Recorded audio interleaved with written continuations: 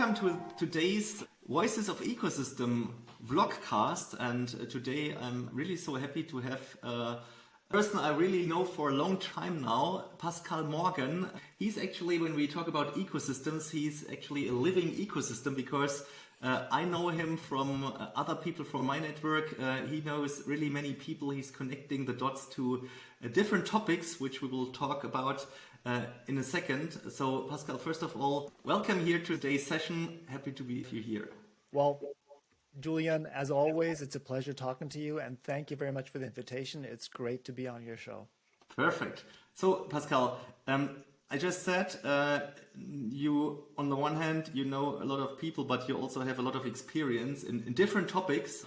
You don't have to tell us your whole CV now, but maybe you can give a brief introduction. So what drives you, what you did in the past decades in a nutshell, and what you are currently doing as a starting point before we go deeper into particular topics. Okay, well, great question, Julian, and I feel with you. I get paid for talking, so I'm going to try to keep it as brief as possible. So first of all, I think what motivates me, I have an intrinsic motivation. I mean, since my childhood, I grew up between different cultures, between Europe, USA, Asia. I'm American here at heart. I'm European by mind, and so I try to combine, the different spaces. I've been through a lot of personal transformation. So I had this very traumatic experience with 16 of being then by myself and trying to reinvent myself and finish school. And then I went into the arts. I went into music. I went into choreography. I started studying philosophy in Frankfurt. And then I got into the whole digital and IT and technology space 30 years ago. It really makes me feel old when I say it that way. But the whole thing around digital transformation stuck with me ever since. So in that sense, we're going to be talking about that, about reinvention, innovation, and ecosystems. But that's a bit my personal intrinsic motivation. And now, 30 years later, I've founded my company, Think.Speak.Transform, because I said, I'm going to name my company with what I do. I love to think, I love to speak and connect, and I love to help people and organizations through their transformation. Yeah, it's not only digital transformation, it's a cultural transformation, it's a process transformation. And it's a challenge that goes across all industries, all sectors, and also all parts within a company. Yeah, perfect. That's really a good sum up. And so I really can start also with the first question, because once again, you have a lot of experience. You talked about the topic of transformation, which is also one of my not only favorite topics, but one of the most important topics of current times for each and every organization. Yeah. So going a little bit deeper into it. So when we talk about trends, when we talk about the things which are currently relevant for organizations, what do you see there at the sky as the most relevant ones? What are the topics organizations have to take into account for that transformation? Yeah. Fantastic question, and I think it's hard to compress that within very few minutes. You can try. I think you know me too well, Julian. And it's really a pleasure to deep dive into this, because I think in that conversation that we usually have, we are able to identify, really the pain points that are happening within industry and within our global transformation. But if I would pick out a few of the, let's say, mega impulses that we're seeing happening right now. One is, of course, the whole thing around globalization. And there's a lot happening within our globalized economy.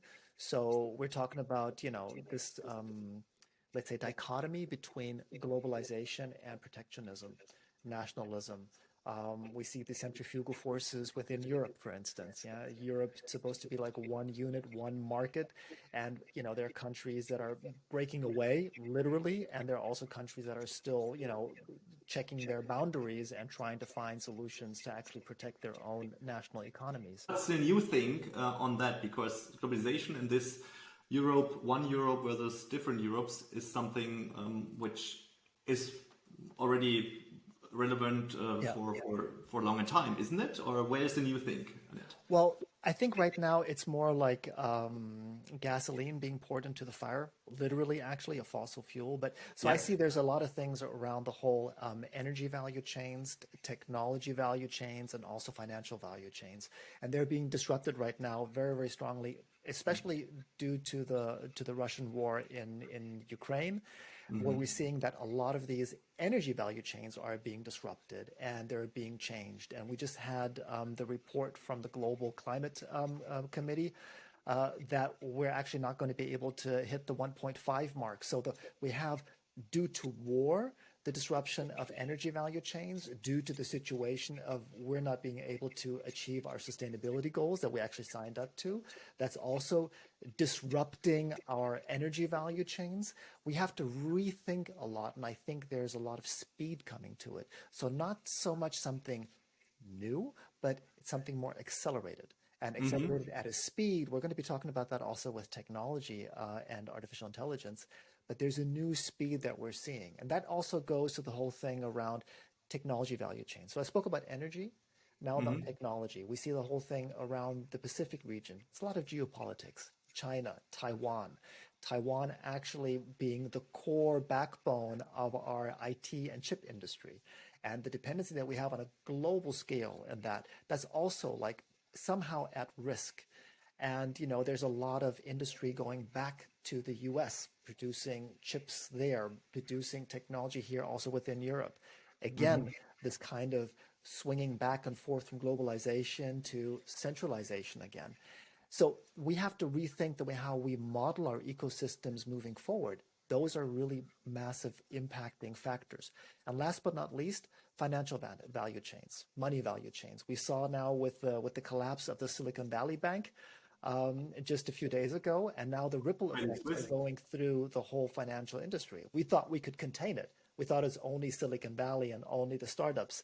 But all of a sudden, this very frickly, this very, very sensitive atmosphere that we have right now, where people are scared and they're withdrawing their money, and all of a sudden banks are folding.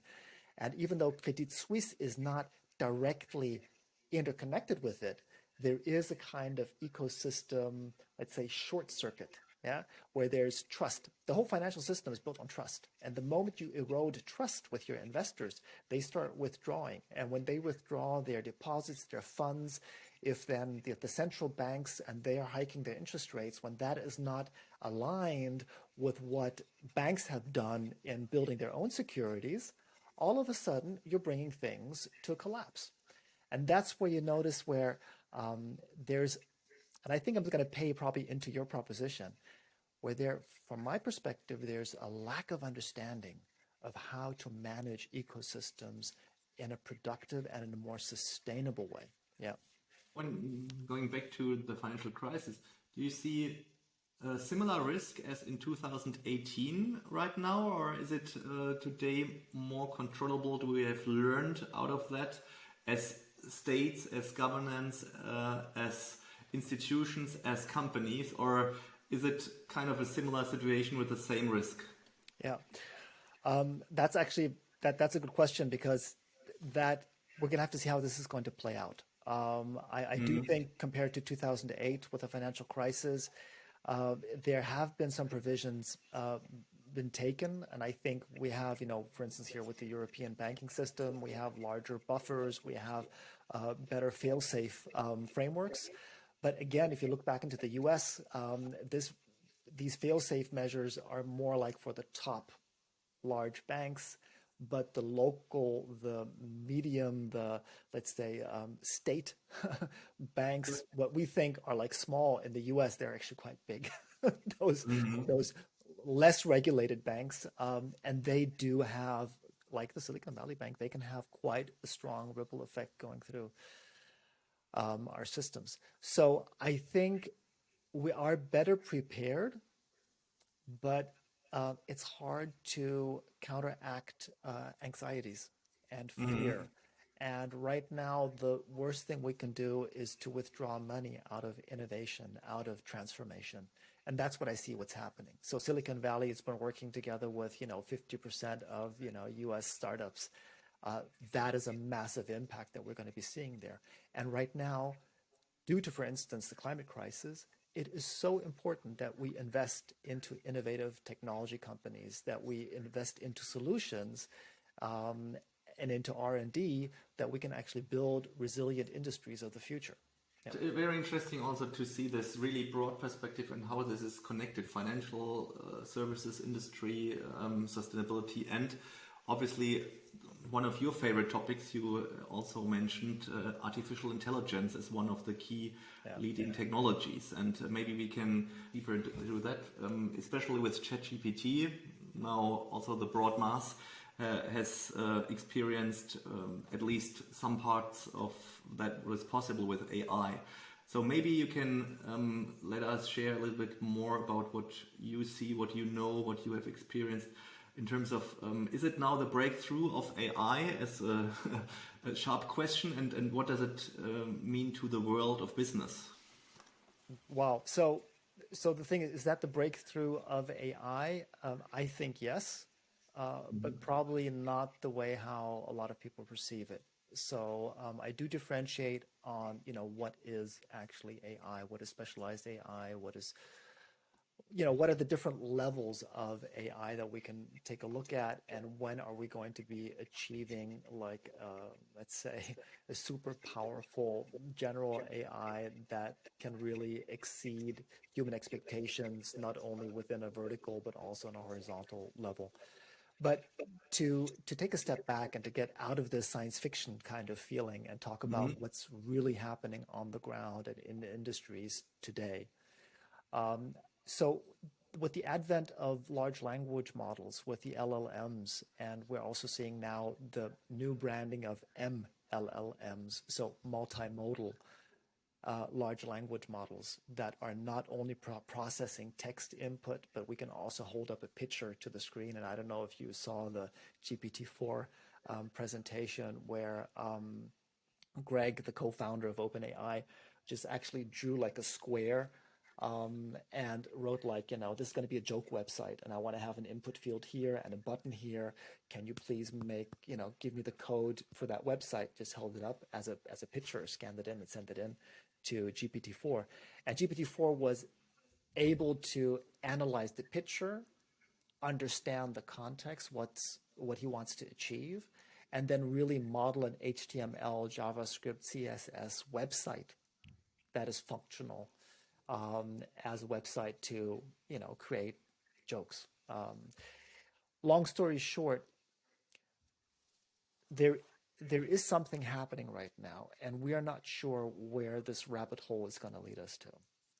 And there's a lot of disruption happening. So we are going to see music being produced. So Google has actually the music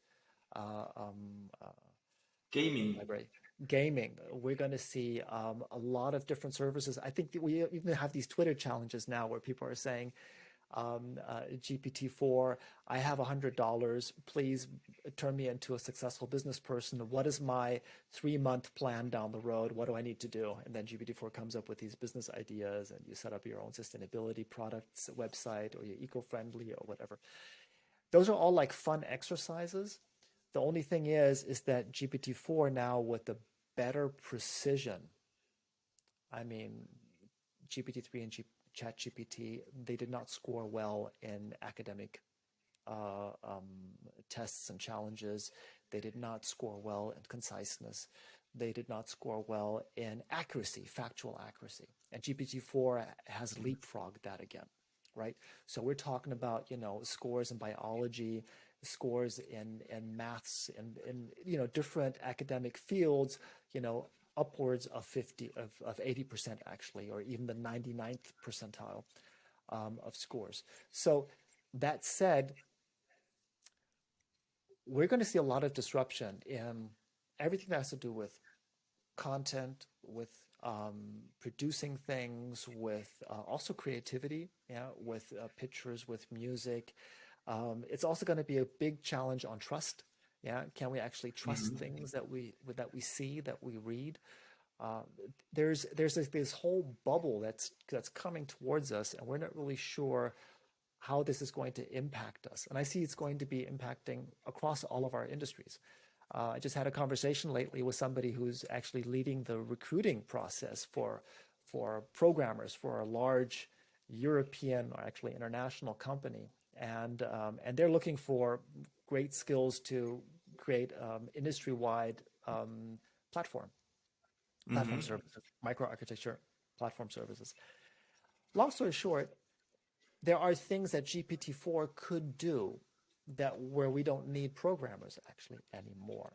Yeah, not immediately. It's going to be a gradual procession, but Mm-hmm. this is speeding up. I mean, we just had ChatGPT launch end of last year. Then a few months before that, we had GPT, or a year before that, we had GPT-3. And then, so the launch cycles are getting shorter and shorter, and the capabilities are growing. And now I can maybe ask my GPT-4, let's say, programming or coding coach, how could I like optimize the code that I'm seeing here, or how can I even build this from scratch? Yeah, if I need a new ID management system, or if I need to secure my cloud architecture services, and then GPT-4 can come up with better solutions than the next programmer quicker. Yeah, Mm-hmm. so we're gonna see a lot of impact across all sectors right now. All sectors is also a good keyword, and maybe you can combine the answer to the next question with the ecosystem topic, which you were already mentioning, which is, as you know, my key Yeah, topic of, yeah. of my content and positioning. So, what do you see there? Is AI influencing also offerings in business ecosystems, just as an enabler technology? And where do you see the link to integrate offerings, to cross company offerings, to seamless experiences? Will there be also more and more, let's say, AI automized, or what do you see there? I actually do see it that way, and I'm sorry I can't hold anything against it right now. I mean, we've had that discussion very often, talking about Porter Five Forces, and this whole thing about your supplier and your buyer's power, and if you extend Mm-hmm. your value chain, that you're going to fold your suppliers and also get a better or directer connection to your target market. You don't need any intermediate steps anymore. So I think this whole thing around analyzing this whole business intelligence piece, right? Analyzing your market, being better just in time with, designing your services, your processes, your delivery to the market. Mm-hmm. And you're going to be able to adapt much quicker, but at the same time, you're going to fold your partners within that value chain. And then partners that are before you, after you can also fold maybe part of your services as well, right? And reduce your Mm-hmm. portfolio. So I think AI is going to be on one side. I don't want to say it always as a risk, because it's a question about, are you a first mover? Do you have anything you can leverage in your market within your ecosystem? How can you become a more important player and pulling those strings together? Or are you moving outwards out of the important core and into more the riskier layers where you can Mm-hmm. actually then be, taken out of the equation? Yeah, due, for instance, to AI, because AI can maybe much better find suppliers, for instance. Yeah, you're in a supplier network, you're in a supplier ecosystem, and AI can really help you find the right supplier that is, checked all the check boxes in your ESG framework, because you're looking for more sustainable suppliers, because you want to reduce your CO2 footprint, just as an example. Mm-hmm. You can manage prices, you can find better production chains. Yeah. So where it can actually, benefit your business, it will harm the business of others. But at the same time, you're also part of that ecosystem, and you as well can be eliminated or reduced in your leverage. The question behind is, who will actually dominate that game today? I mean, with the internet and of course search engines, social media, we have these players as the most valuable and dominating companies in terms of shaping markets and also influencing others. So is that with AI even more in a monopoly way, that we just have like 2 or 3 companies who have the code, who are the orchestrators of the technology and the use cases, and who will actually at the end control business life and private life on both sides? Or is that too rigid, this scenario? That's a very good question. So I think it depends on how we actually set up our governance frameworks and how we actually deal with this kind of technology. I think we're going to see a very strong centralization momentum. Yeah. So who actually has the IP, who has the capabilities? And of course, there's going to be a new era of new startups, new businesses, new value chains, new digital business infrastructure. A lot is going to be happening there. At the same time, there's a lot of legacy that we're going to lose. And just from my humble perspective, we are not going to see that much new business versus the legacy that we're going to be folding, right? So it's the same thing with jobs. Yeah, I see we're going to be losing more jobs than we're going to be creating new jobs. I'm looking forward to the new jobs. For an AI prompt designer, that's going to be a new job title. I swear I'm going to put my $5 on that. That's going to be a new hot job pretty soon, is finding the right people that can design the most intricate, most intelligent AI prompts so that your AI will produce good text, good pictures, good music, or good business plans. Yeah, a good structural business plan, or even design an IT architecture from scratch. Yeah, to create actually a successful business. So this is what AI will be able to do. But long story short, so there is going to be a new time for new businesses. But at the same time, what do we do with all the legacy infrastructure? And are we going to have the chance to actually transform that? Or are we going to be losing more than we're going to be gaining? And to counteract this centralization momentum, we're going to have to figure out, how can we open the IP? How can we make that accessible? Yeah, we're seeing that discussion, for instance, with OpenAI. There's a difference between OpenAI written in one word and OpenAI in two. Please Google that. It's very fascinating. Even OpenAI with one. It was actually, if you take a look a few years back, talking about their company logo or their slogan or their business mission was actually to create an open source AI framework that is accessible to all. I mean, that was what Google, I think, started off in 2017. That's the core framework of OpenAI. Now, fast forward a few years, now it's a closed company. It's a for-profit company. It's not nonprofit anymore. Microsoft just invested $10 billion now in January this year. This is centralization again, and it's not open. The same thing also with open bionics, talking about prosthetics and robotics. If you're talking about what's happening also in the health industry and with health data, yeah, is it centralization or is it opening the framework? So, if we really want to, take governance seriously, we're going to need to understand how ecosystems really work, how we can steer them, that we can create a platform that provides access to different businesses and to society and to everybody who's part of this stakeholder economy, actually. Yeah, it's not about shareholders anymore. So great answer, and also answer, of course, we don't know the future, but with some possible directions where it can end up. But you have experienced in your consulting work like transformations with many different companies, but you also have worked for Coca-Cola. I think you didn't mention that in your presentation at the beginning, but maybe let's take Coca-Cola just as a traditional product company. And I mean, my question is, for them, they still have a product. Maybe Coca-Cola, the product will be the same in the next decades. Question, yeah. But at the end, all this AI ecosystem thing, and now I'm just like provoking a little bit your answer. They can tell that's nothing interesting for you. We have our hardware, we have the product, and people will drink and eat also in the future. They have to, so we don't care about that. So what will you answer companies like Coca-Cola when getting confronted with that what we see out there? So what is the derivation for them in this ecosystem AI, and and new business game. Well, so that's a multidimensional question, and I'm going to try to keep my answer as short and concise as possible because I think Coca-Cola is a very good example.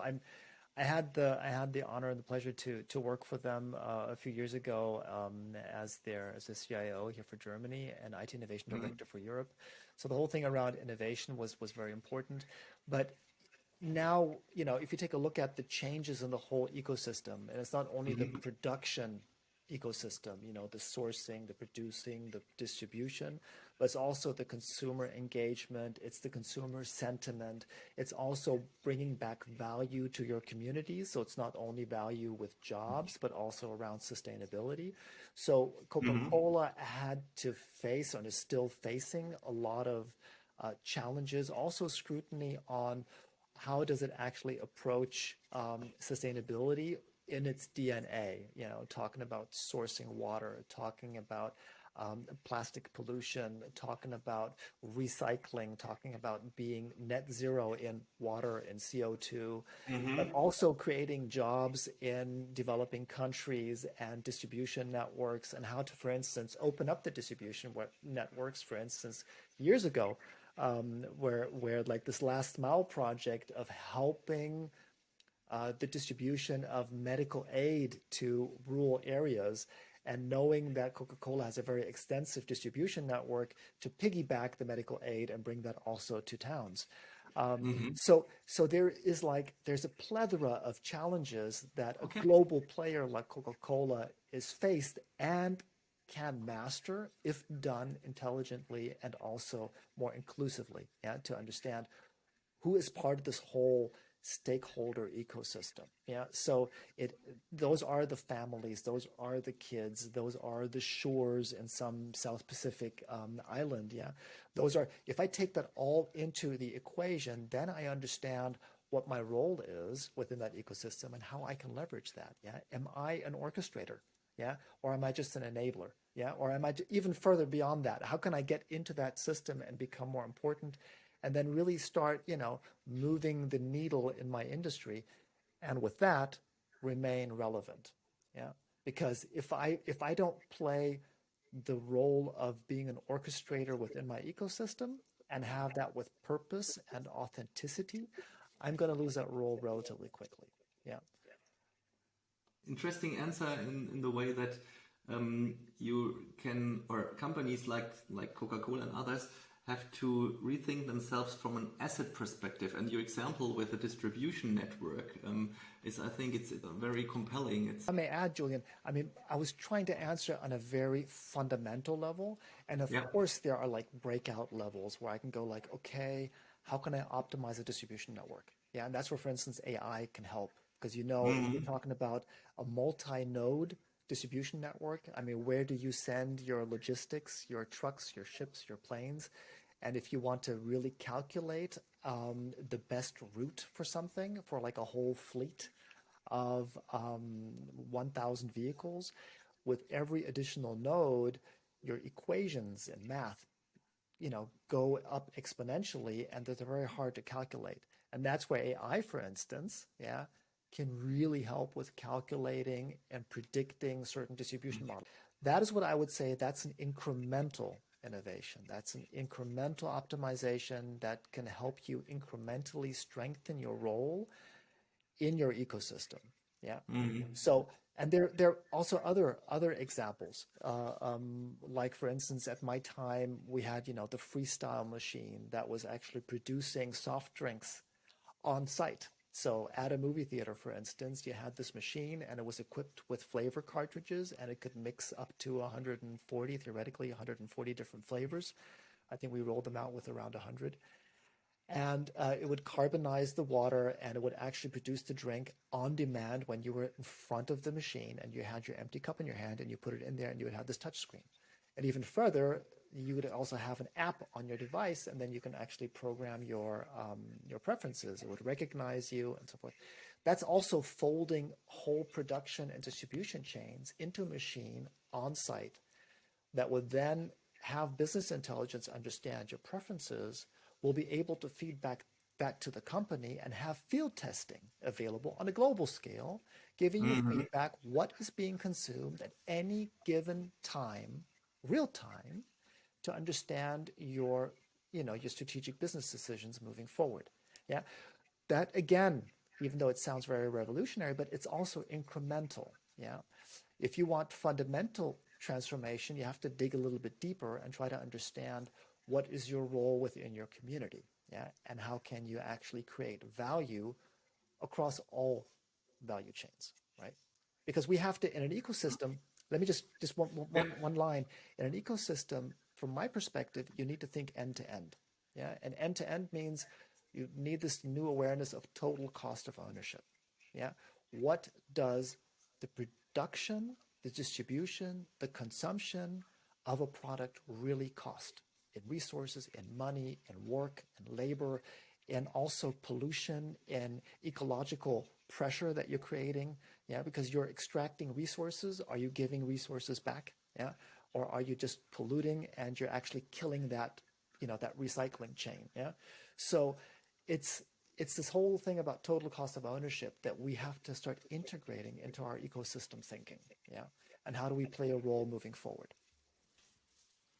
Yeah, so we are almost at the end, but you already started answering my pre-ultimate question in terms of now looking at the glass bowl, what will have changed in 3 years from now, and maybe including with this notion which you were just telling us a little bit about what does it mean for hardware products like the Coca-Cola and others, because what you were describing is more that the experience you're creating for the users is changing. Of course, it should be more sustainable in the whole supply chain and all these issues, which are for itself incremental, but in whole probably disruptive for such companies like Coca-Cola. But the product itself, yeah, and no matter it is a Coke or a table or whatever, do they remain like they are, or is there anything totally disruptive to be experienced, to be expected, which you see, or is it more the organizing of that and the way it is presented and the way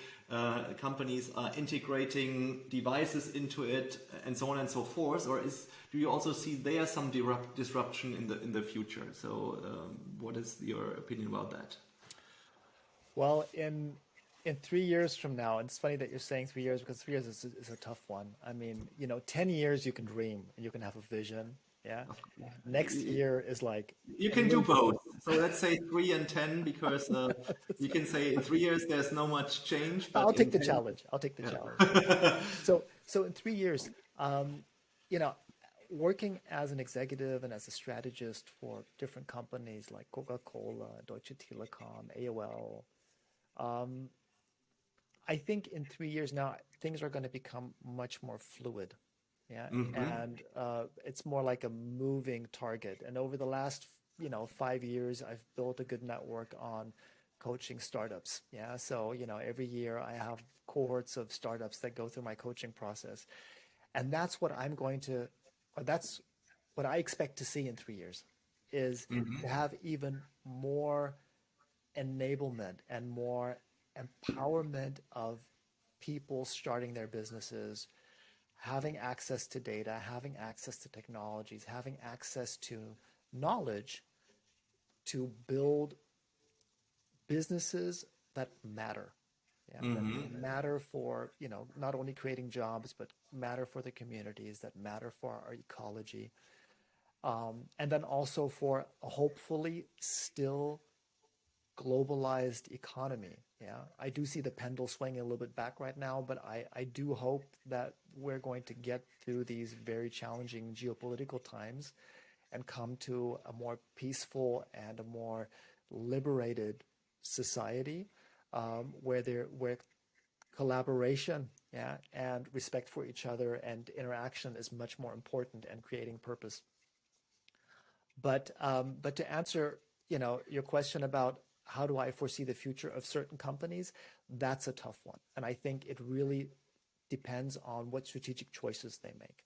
Yeah, and I think that's where I love your thinking, and that's what I've always supported is the strategic decisions have to be made on different levels, right? So if you do not get your C-level buy-in, if you do not get your executive decisions to steer forward into the transformation, then the company is not going to have that executive backing. At the same time, if you don't listen to your managers and to the workers and the producers on the shop floor, the ones that are actually out there connecting with their suppliers and with the market and with the customers and consumers and everything, yeah, you're not going to be able to capture that innovation potential, that transformation potential, because they know what's working and what's not working.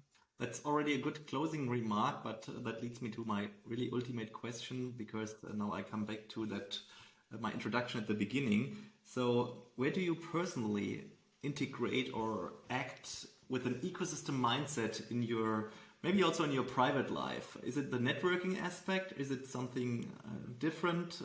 So where are you by yourself an ecosystem person now? I just love people. I love talking. And I have this thing with insights and growth and knowledge for me come from exchange. I always look for the room where, because I know there are 1,000 people out there that are 1,000 times smarter than I am, and I look for them. Yeah, and I don't fear asking for mentors or for ideas. People that are even much younger than me have much less experience. They have a fresh mindset, or they come in with a complete different perspective, and I go like, wow, I can still learn so much. So I think what's very important is, for me personally, what drives me is to stay open and to manage this network, to seek out people that I can learn from, and there's always a challenge for me to learn. Another thing is, because being a father of 4 children, I'm one grown-up child and 3 still in school. They keep me on my toes. So they keep me awake, they keep me open, and from a different perspective, because they challenge me every day. But at the same time, I'm also thinking and reflecting about what their future is going to look like. Yeah, and what can I do to contribute to a future that they find desirable, yeah, and worthwhile. So I think, and that only goes with connecting and moving forward. And last but not least, is being open for change. I mean, society is in a big value change as well. Yeah. So if we're talking about gender equality, I have 3 daughters of my 4 children. What is their future going to look like? Yeah, as empowered and enabled young women going into their careers, whatever it is. Yeah. How they're going to perceive that. But also for my son is also finding new ways to identify also as a young man. Yeah. So it's on both sides of the spectrum. And I think that only works if you have a basic, let's say, an intrinsic motivation for the complexity of ecosystems. Yeah. If it's a passion thing. Yeah. Pascal, thank you so much. That was really a great conversation. Truly was. And so really happy for your insights, for your thoughts, for also for your advices. You already gave a little bit kind of a master plan also for companies and the transformation. So thank you once again for that, and also for sharing your personal insight at the end. So take care and see you soon. Yeah.